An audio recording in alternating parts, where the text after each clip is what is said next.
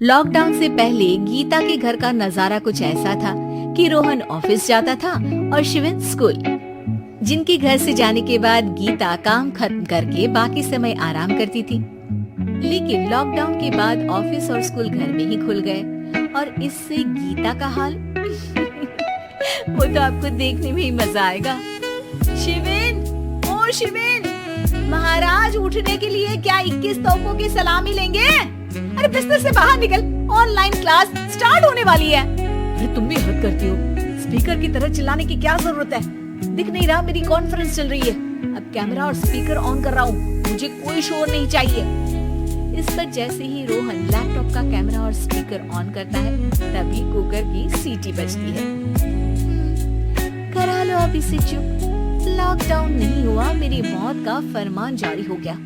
दोनों बाप बेटे ने नाक में दम किया हुआ है। ऐसा बोलकर गीता वहाँ से शिविन के कमरे में पहुँच जाती है, जहाँ शिविन अभी भी सो रहा होता है।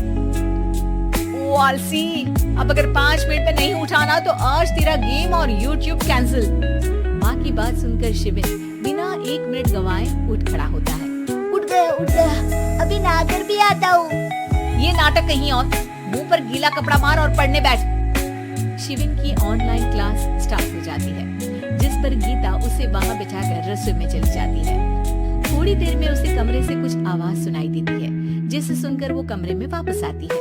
हाय राम, तुझे क्लास अटेंड करने के लिए बोला था, कैमरा ऑफ करके बिस्तर पर नाचने के लिए नहीं बोला था। मम्मी मुझे कुछ समझ नहीं आ रहा, आप बाद में पढ़ा देना ना, वैसे भी अटेंडेंस तो लगी गई है। हाँ हाँ बेटा, जरूर बन जा, तू अभी से हम सबका बाप बन जा। अरे नहीं मतलब कहाँ से लाते हो इतना दिमाग, और पढ़ाई करते हुए ये चला कहाँ जाता है? नाइस क्वेश्चन, दिमाग से पूछकर बता दूंगा। शिविन की बातों से परेशान होकर गीता उसे मारने के लिए जैसे ही आगे बढ़ती है तभी वो कमरे से बाहर भाग जाता है। अब शिविन आगे आगे और गीता हाथ में चप्पल पकड़े उसके पीछे पीछे पूरे घर में दोनों घूम रहे होते हैं। इसी बीच वो रोहन के पास पहुंच जाता है और शिविन को मारने वाली चप्पल रोहन के लैपटॉप पर जाकर गिरती है। ओए माँ! मम्मी, अब पापा को चप्पल मार रही हो? वो आज तक के रिपोर्टर, चुपचाप जाकर क्लास अटेंड कर ले, नहीं तो अगली तेरे पीछे लगेगी। इस पर शिविन वहाँ से चला जाता है, जिसके बाद रोहन गीता से कहता है, इस सर्कस के लिए कुछ बोलना चाहोगी? अरे क्या करूं, जब से तुम दोनों घर में रहने लगे हो, घर अपने आप ही सर्कस बन गया है और मैं तुम्हारी नौकर। कभी बेटी को संभालो तो कभी बाप के नखरे उठाओ। इन्हीं सब उथल पुथल में दिन बीतते रहते हैं, जिसमें हर रोज घर के अंदर कुछ नया सियप्पा खड़ा मिलता है, जो ज्यादातर शिविन और रोहन के ऑनलाइन स्कूल और ऑफिस से रिलेटेड ही होता है। एक सुबह, शिविन चल उठ, आज की क्लास जल्दी है। कैमरा ऑफ करके आप अटेंड कर लो। अरे ऐसे छित्तर पड़ेंगे, दादी नानी सब एक साथ याद आ जाएंगी। गीता की लाख मशक्कतों के बाद क्लास तो खत्म हो जाती है, लेकिन उसके बाद शिविन फोन इस्तेमाल करते हुए इंस्टाग्राम रील बनाने लगता है। रसोड़े में कौन था? तुम थी, मैं थी, कौन था? कौन था?